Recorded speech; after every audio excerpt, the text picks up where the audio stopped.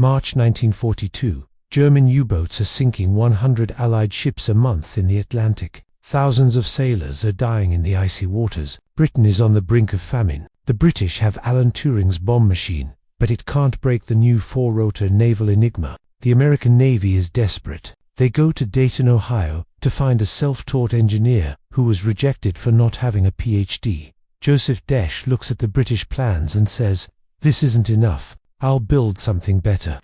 18 months later, 121 6-ton machines, operated by 600 women, are breaking 3,000 German messages a day. Germany never knew why it was losing the Battle of the Atlantic.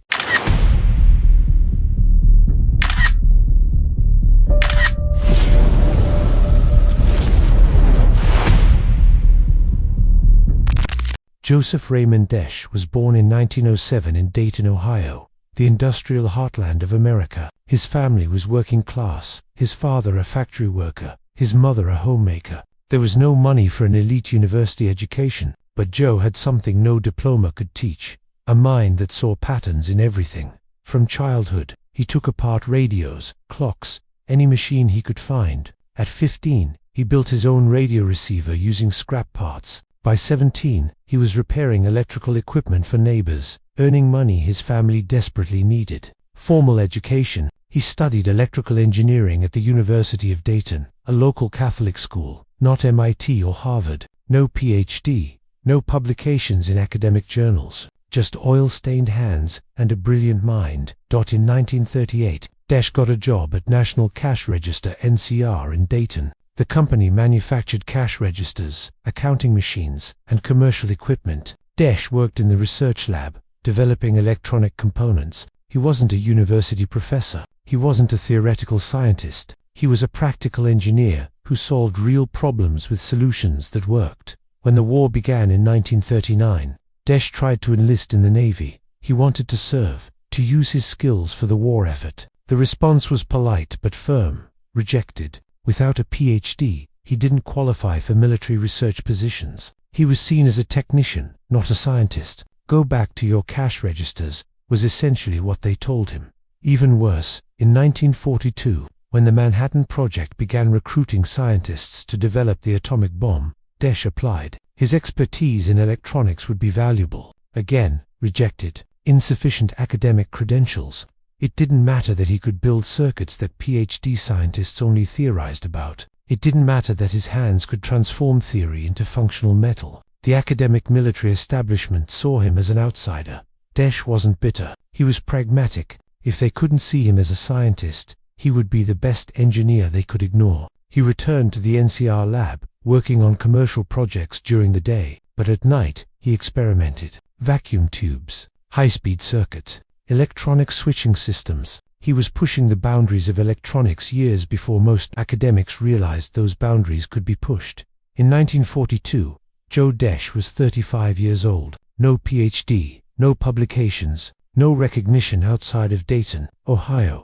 But he had something the war desperately needed: the ability to build impossible machines. And the American Navy, sinking in the Atlantic, was about to discover it. The academic arrogance that had rejected him was about to be confronted by a brutal reality. When you're dying at sea, diplomas mean nothing. Results mean everything. And Joe Desch delivered results. The phone rang in the NCR lab in April 1942. It was the Navy. They had a problem, an impossible problem. And finally, desperately, they were willing to talk to the non-PhD engineer from Dayton. Joe Desch didn't know it, but that call would change the course of the war and save tens of thousands of lives. March 1942 was the worst month of the war for the Allies in the Atlantic. 86 merchant ships sunk, 476,000 tons of cargo lost at the bottom of the ocean, 15 Allied warships destroyed, and hundreds, perhaps thousands, of sailors killed, drowned in icy water,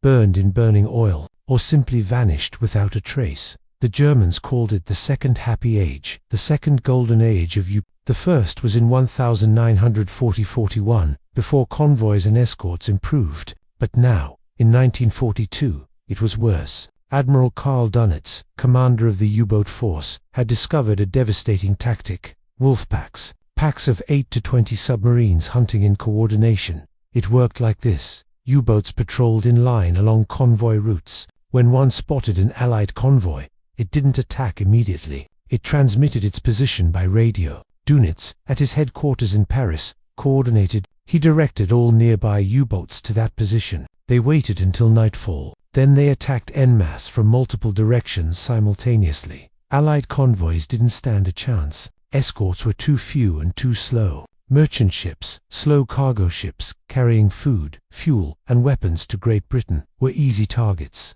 A U-boat torpedo and a 7,000-ton Liberty ship would sink in minutes. Crews were lucky if they managed to reach the lifeboats before the ship disappeared beneath the waves. Winston Churchill, the British Prime Minister, later said, "The only thing that really frightened me during the war was the threat of U-boats, not Hitler, not the Luft, not the threat of invasion, the submarines, because if the U-boats cut the supply lines across the Atlantic, Britain would be forced to surrender. Without food, without fuel, without weapons, they could not continue fighting."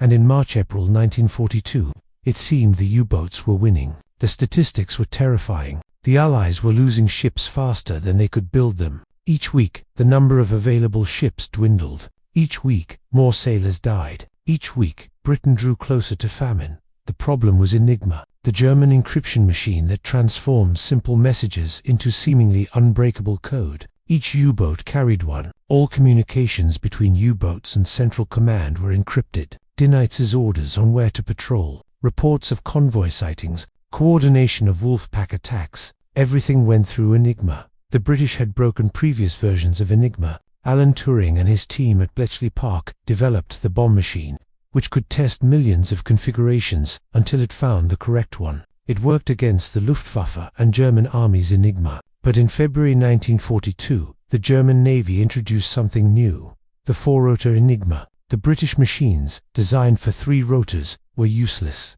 Mathematically, the difference was exponential. The 3-rotor Enigma had about 150 quintillion possible configurations. The 4-rotor Enigma multiplied that by 2. It was literally billions of times harder to break. British bombers would have taken years to process all the combinations. Years the Allies didn't have. Bletchley Park was in trouble. They tried modifying their machines. It didn't work. They tried building larger versions. Too slow. Meanwhile, ships kept sinking. Sailors kept dying. And the window to win the war was closing. The American Navy knew it needed a solution. And it knew it had to be something radically different from what the British had tried. That's when someone remembered. The engineer in Dayton, who was doing impossible things with ELECTRONICS Navy Commander Ralph Meader arrived in Dayton, Ohio, in April 1942 with a suitcase full of top-secret documents. He didn't want to be there. Dayton was an industrial city in the Midwest, known for cash registers and Wright brothers airplanes decades earlier.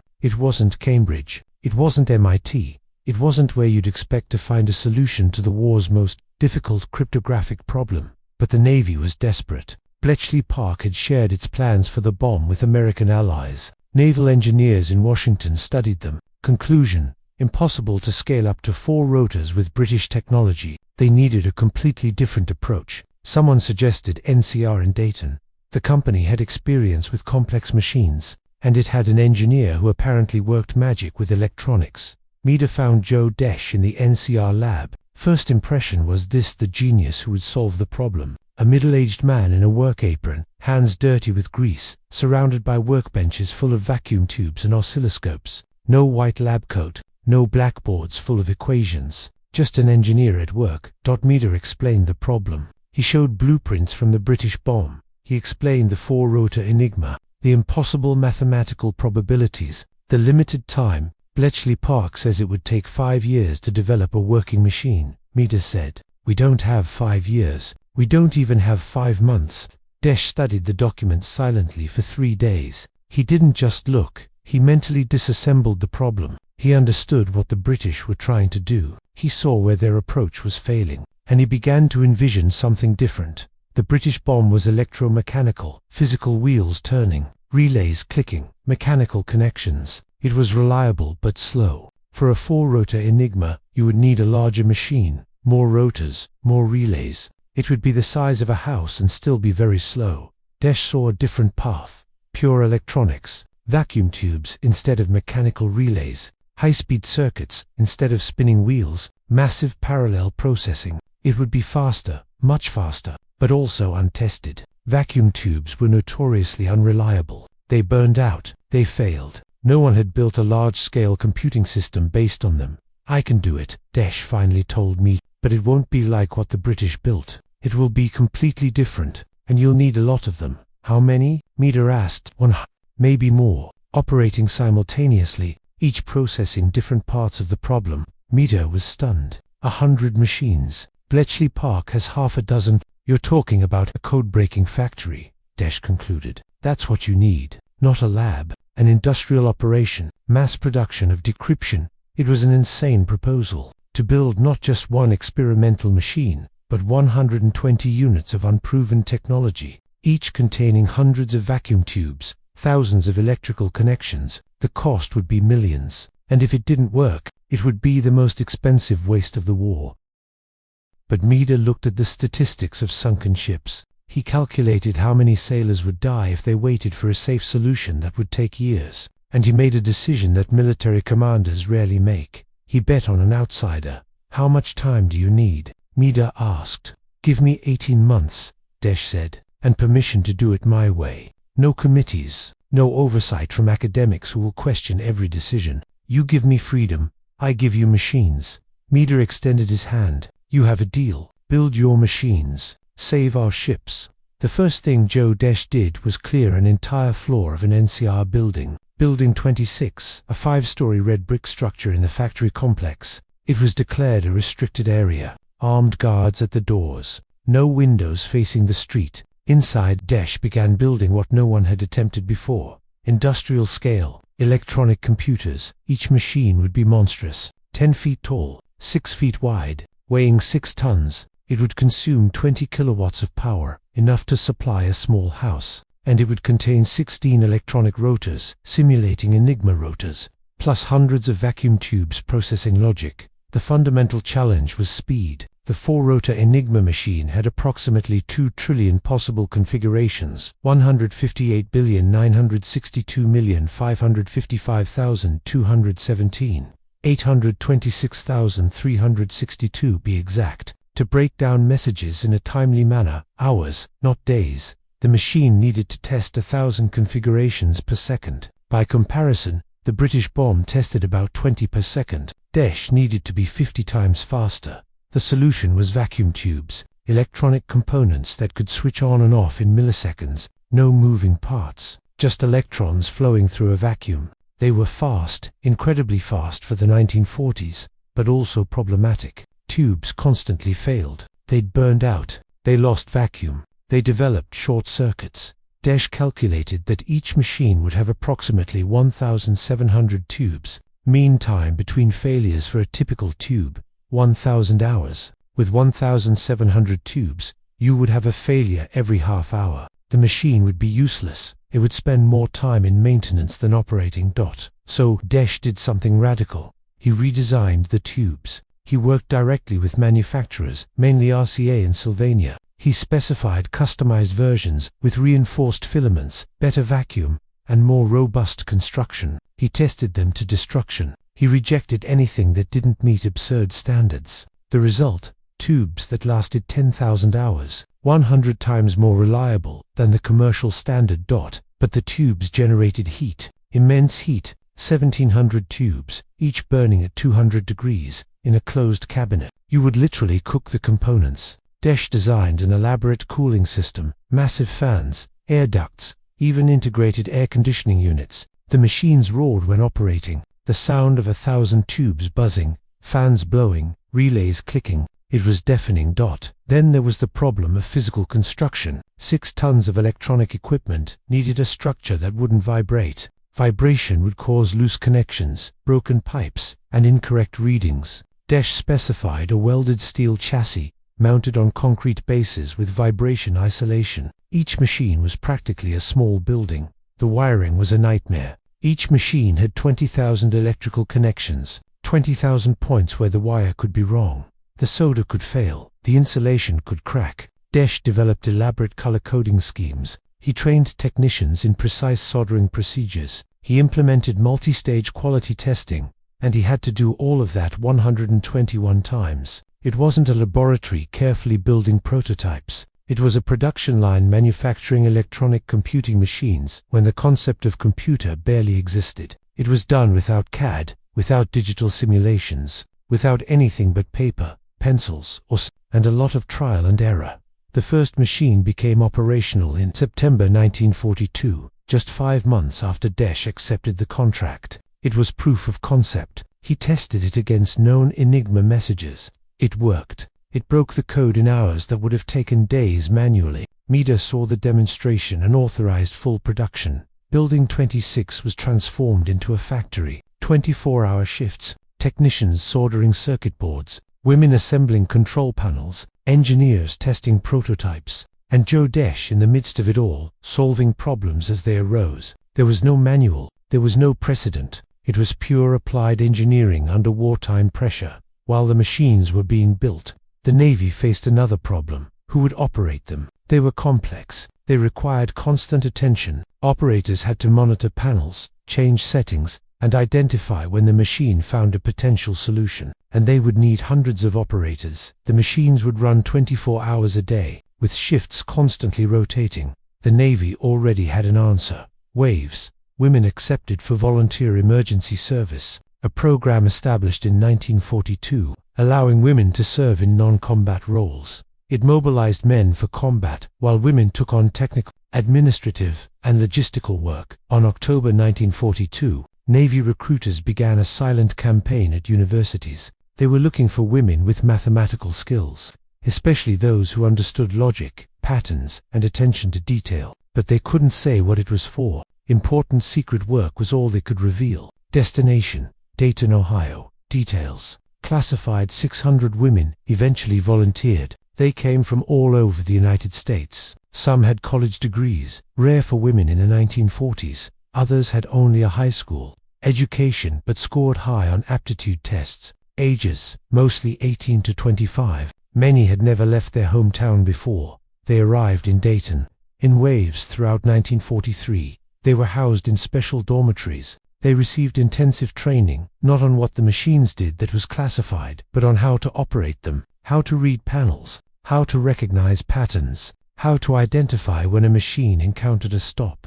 The moment when the tested configuration matched a pattern in an encrypted message, the work was mentally and physically demanding. Operators sat in front of panels covered in lights and switches. When the machine began processing an intercepted message, lights flashed in rapid sequences. The operator had to observe carefully. If a specific pattern appeared, stop. She had to record the exact configuration, change some settings, and restart the machine in a different mode. It seemed simple. It wasn't. Machines processed at extremely high speeds. Stops were rare. A message might have only 2 or 3 out of millions of tested configurations. Missing a stop meant losing a potential solution. This meant the message would have to be reprocessed later, wasting precious hours. Then the operators developed an almost supernatural focus. Some said they could feel when a stop was coming, a subtle change in the rhythm of the lights, a pattern that was almost, but not completely, random. They didn't understand the mathematics behind it. That was a secret kept by intelligence officers.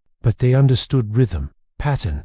They felt when something was different. Shifts were 8 hours long but felt like an eternity. Dozens of machines roared simultaneously. The heat from the pipes made Building 26 suffocating even in winter. Noise was constant. Electric hum, fans, relay clicks. Speaking required shouting. Many operators used cotton in their ears. But this made communication even more difficult, and they couldn't talk about the work with anyone, not family, not friends, not even among themselves outside of Building 26. The oath of secrecy was absolute. Letters home were censored. Any mention of machines or codes was cut out. Families only knew that their daughters were doing important work for the Navy.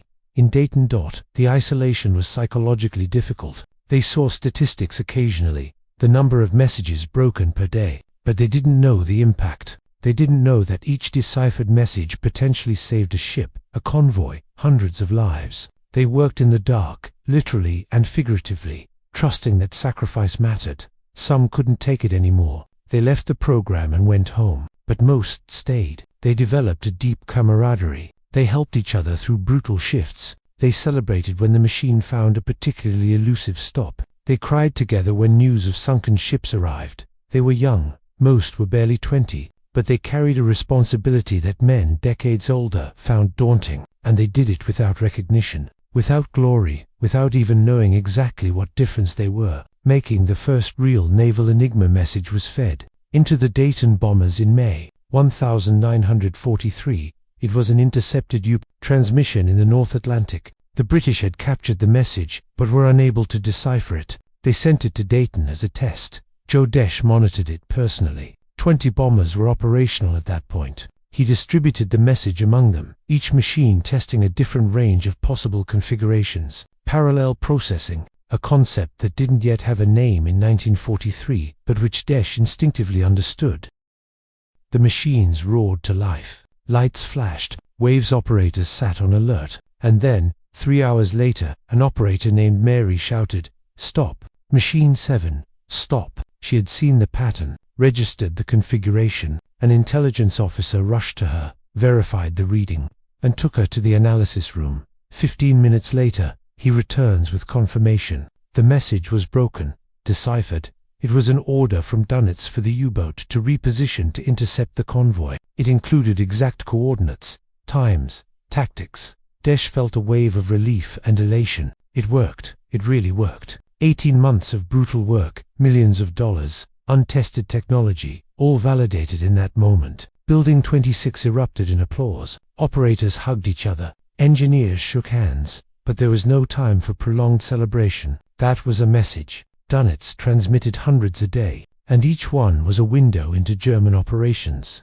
Each one deciphered meant a ship saved, a convoy protected, a U-boat avoided or sunk. The operation escalated rapidly. More bombers became operational each week. June, 50 machines. July, 80. September, 121, all functioning. Building 26 operated 24 hours a day, 7 days a week. Intercepted messages arrived constantly from listening stations around the Atlantic. The process was as follows. Allied radio stations intercepted German transmissions. Encrypted messages were sent via teletype to Building 26. Intelligence officers prioritized messages from Dunitz to Wolf Command were top priority. Messages from individual U-boats were secondary but still important. Priority messages were distributed among multiple bombers immediately. Each machine attacked the problem from a different angle. The first one to find a stop signal was sent. The configuration was verified. If valid, a partially deciphered message was sent to analysts. Here was a secret that even operators didn't know. A bomb stop didn't decipher the complete message. It revealed the initial configuration of the Enigma rotors for that message. With this, cryptanalysts could use manual methods to extract the complete text. It was a two-stage process. Bombs did the heavy computational work. Humans did the final analysis, and it worked incredibly well. At the peak of operations in late 1943 and early 1944, Building 26 was breaking 3,000 German messages a day. 3,000. Virtually everything Dunitz transmitted was read by the Allies. Orders for position reports, attack coordination, resupply requests, fuel and torpedo status. The Allies knew where every U-boat was. They knew where they were going. They knew when they planned to attack. It was like playing poker with all the opponent's cards visible. Dunitz was playing blind while the Allies saw everything. Statistics began to change dramatically. In May 1943, the same month that Dayton bombers began operations, 41 U-boats were sunk. 41. In 1 month. It was an unsustainable loss. Dunitz temporarily withdrew U-boats from the North Atlantic, trying to figure out what had gone wrong. He never found out. The Germans knew that Enigma had been compromised in some cases, but they believed the naval 4-rotor version was secure. It was mathematically impossible to break, their scientists assured them. So the problem had to be something else. Perhaps improved Allied radars, perhaps better depth charge tactics. They never imagined that in a small town in Ohio, 600 women and 121 electronic machines were reading every word they transmitted, with access to German communications. The Allies transformed the Battle of the Atlantic from a desperate struggle into a scientific operation. It was a chess game played on an oceanic scale. And now, for the first time, the Allies knew exactly where the enemy pieces were. The anti-submarine, command center in Washington became a real-time situation room. Walls covered with maps of the Atlantic, pins marking known U-boat positions, planned train routes. As messages were deciphered in Dayton, information arrived via secure teletype. Analysts continuously updated maps. The process went like this. Dönitz would transmit an order for a specific U-boat to reposition. The message would be intercepted, sent to Dayton, broken down into hours. Washington would know the new position before the U-boat arrived. Convoys would be routed around it. Or even better, escorts would be sent to the position and wait for the U-boat to appear. For U-boats, it was an inexplicable nightmare. They would arrive at designated patrol areas. Nothing, no convoy. Or worse, they would find escorts waiting, as if they knew exactly where to look. Depth charges rained down. Destroyers attacked with deadly precision. U-boats sank or was so damaged that they had to return to base. A specific example, September 1943, Dönitz organized a wolf pack of 15 U-boats to intercept an ON train 202. He sent out orders detailing the rendezvous point, attack formation, and exact timing. Each message was intercepted and broken up in Dayton in less than 6 hours. Allied command knew everything. They knew exactly where the pack would form. They knew when they would attack. They even knew the specific tactics Dönitz had ordered. The response was surgical. Train ON 202 was routed 50 miles north of its intended position. 15 U-boats waited in the empty ocean for a train that never arrived. Meanwhile, a group of British and Canadian escorts, destroyers, HMS Duncan, HMCS Gatineau, corvettes, positioned themselves precisely where the U-boats were. What followed was a massacre. U-boats, confused about the convoy's location, began transmitting requests for information to Dönitz. Each transmission revealed an exact position. Escorts used radio direction finding to locate the U-boats,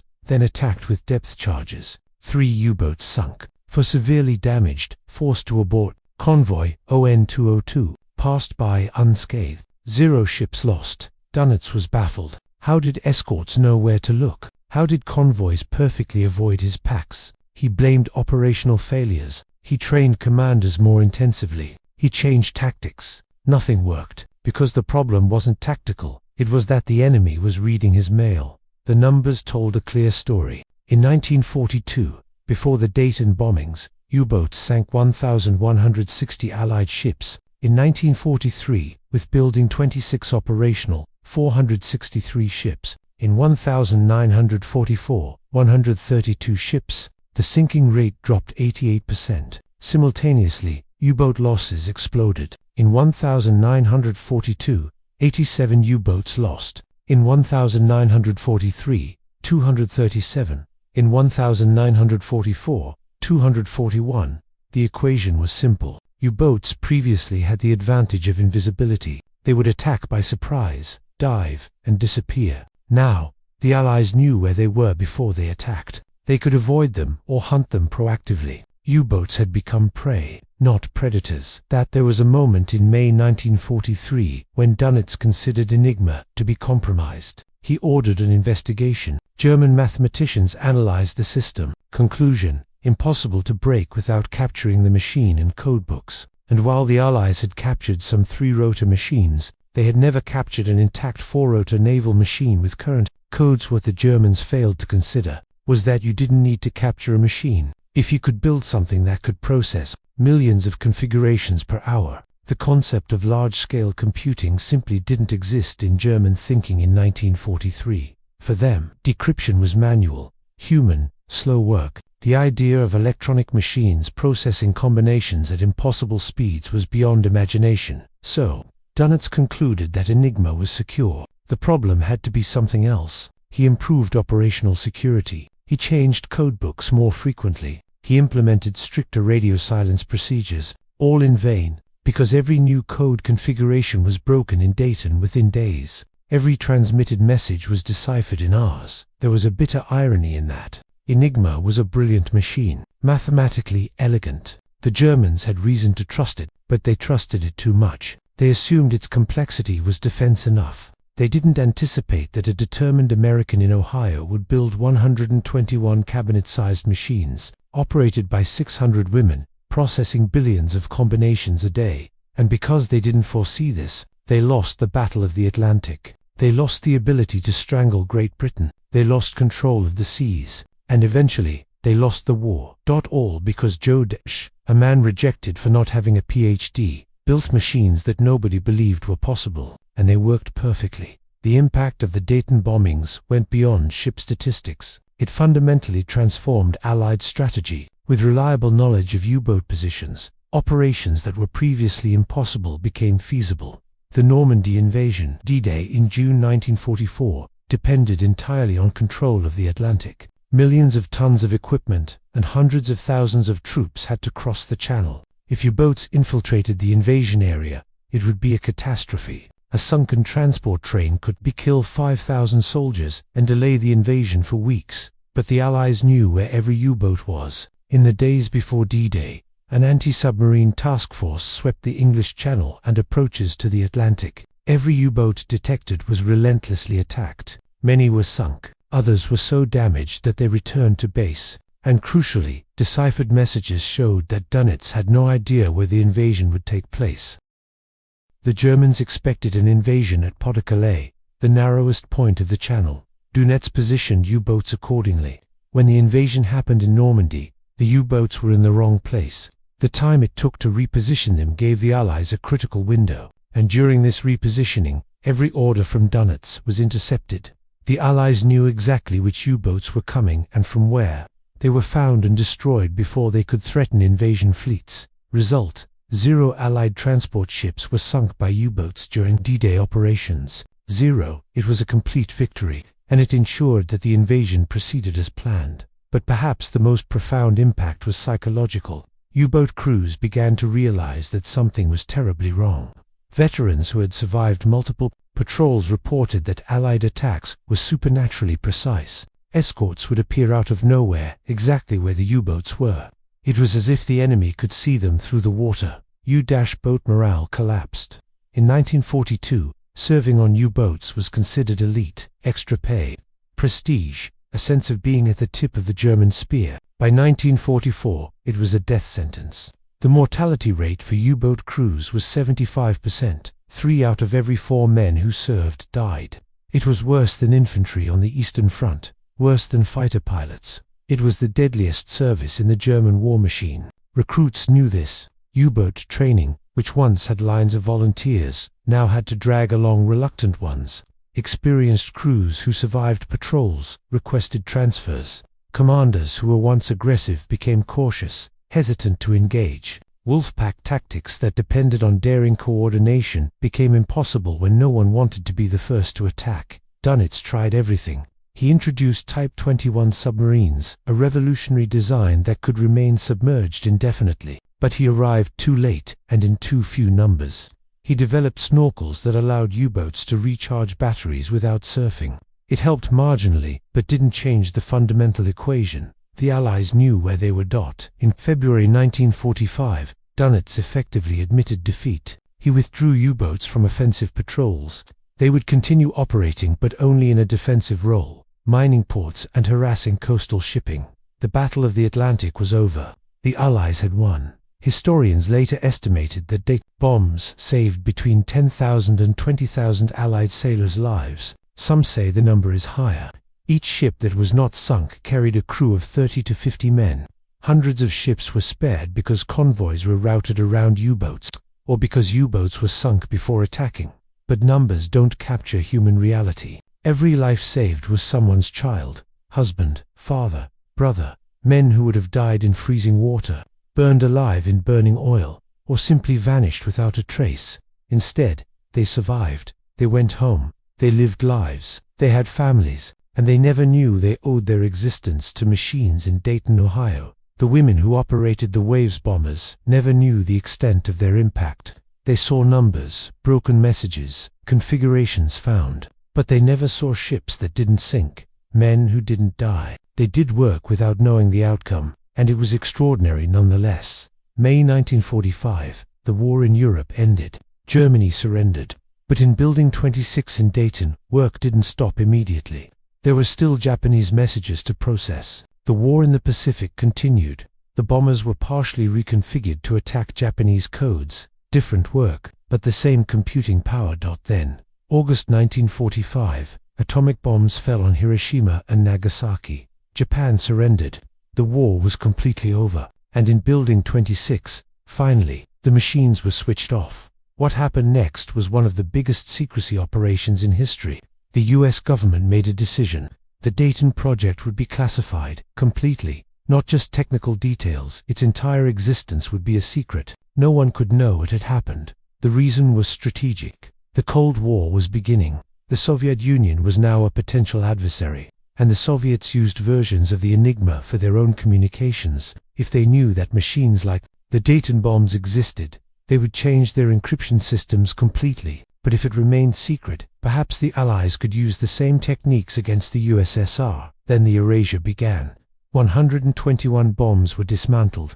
Some were kept for continued classified use. Most were literally destroyed. Components melted down, plans burned, records erased. It was as if they had never existed. 600 women from the waves were discharged. But before leaving, each one signed new oaths of secrecy, more rigorous than the originals. You will never work in Dayton.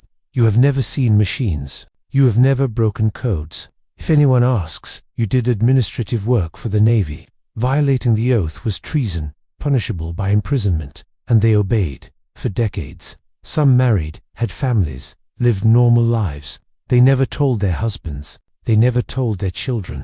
They kept the secret for 40, 50 years.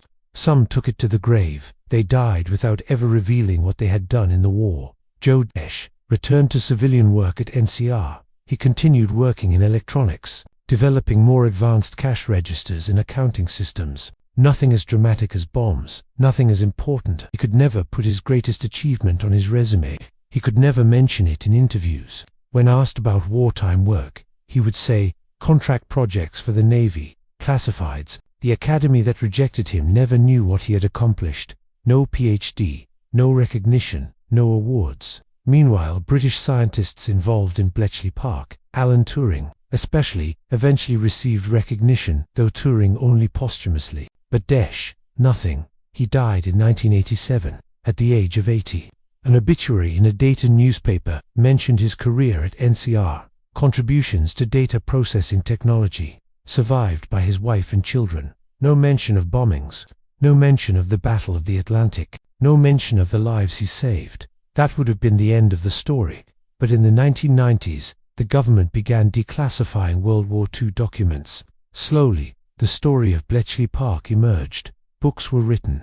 Documentaries were produced. Alan Turing became an iconic figure, a brilliantly tragic mathematician who broke Enigma and was later persecuted for his homosexuality. But still nothing about Dayton, because the American project remained classified longer than the British one. It wasn't until 2001, 56 years after the war, that documents about NCR bombers were finally released. And even then, it emerged gradually, without fanfare. Researchers began piecing together the story.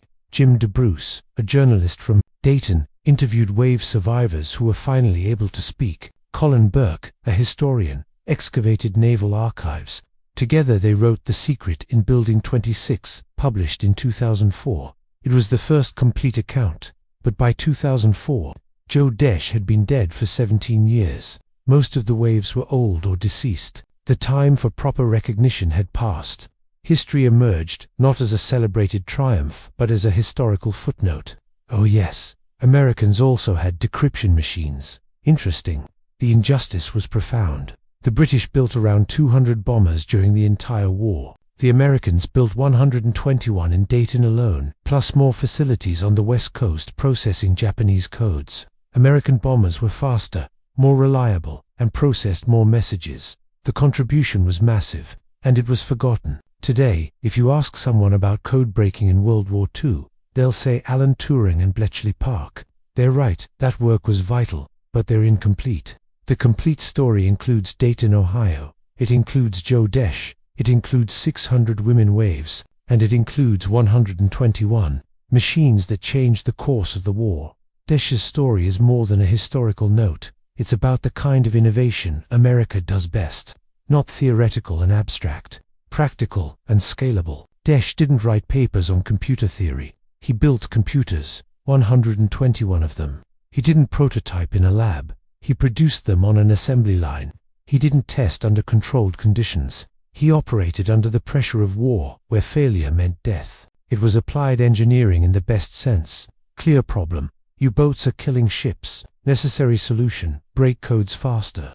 Obstacles. Mathematics is impossible. Technology doesn't exist. Time is non-existent. Desch's answer: I can do it. And he did. This defines a certain American spirit. Not waiting for a perfect solution. Not letting a lack of credentials get in the way. Not accepting impossible as the final answer. Just roll up your sleeves, gather the right people, and work on the problem until it's solved. It's a doer mentality, not a theorist's. And it won wars. The bombers of Dayton also represent the forgotten contribution of women to the war effort. 600 waves-operated machines. Without them, the bombers were useless metal. They provided focus, attention, and pattern recognition that made the system work, and they did so anonymously, without recognition. For decades, many eventually spoke out after being disqualified. Interviews with surviving waves in the 2000s revealed that they did not regret their secrecy. They understood the need for it, but some expressed sadness at not being able to share with their families. Not being able to say to their children, yes, I made a difference. I saved lives. I mattered. There's a museum today on the site of the former NCR in Dayton. The National Museum of the United States Air Force is nearby. They have a small exhibit on bombers, a replica of a machine, photos of Building 26, brief biographies of Desch and some operators. It's something, but it doesn't capture the scale, the urgency, the importance. Compare it to Bletchley Park in England. It's a massive tourist attraction, a complete museum, guided tours. Touring is a national hero. His face is on a £50 coin. Hundreds of thousands visit annually. Hollywood-made films The Imitation Game. It's appropriately celebrated.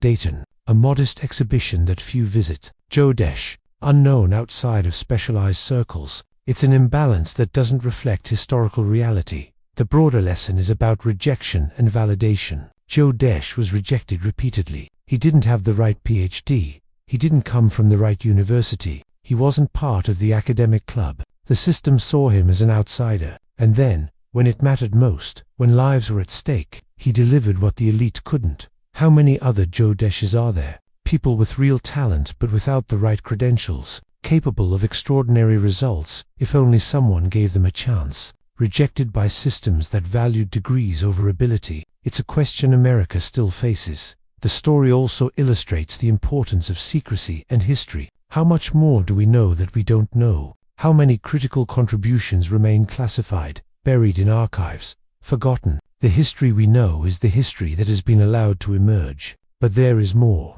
always more. In the words of Joe Desch, recorded in one of his rare interviews before his death, we did work that had to be done. We didn't seek credit, but it would have been good if people knew it mattered. It did matter, Joe. It saved tens of thousands of lives. It changed the course of the war. It demonstrated that genius doesn't need a PhD. It only needs a problem, tools, and the determination to solve it. Perhaps recognition came late, but it finally arrived. And now, when we hear about code breaking in World War II, we should remember not only Bletchley Park, but also Dayton, not only Alan Turing, but also Joe Desch, not only theoretical computers, but also 121 machines roaring in Building 26, operated by 600 women, saving the world. It wasn't pretty, it wasn't academic, it wasn't theoretically elegant, but it worked. And in the end, when lives depend on it, working is what matters. Joe Desch understood that better than anyone, and that's why he, a rejected man, became a hero no one knew, until now.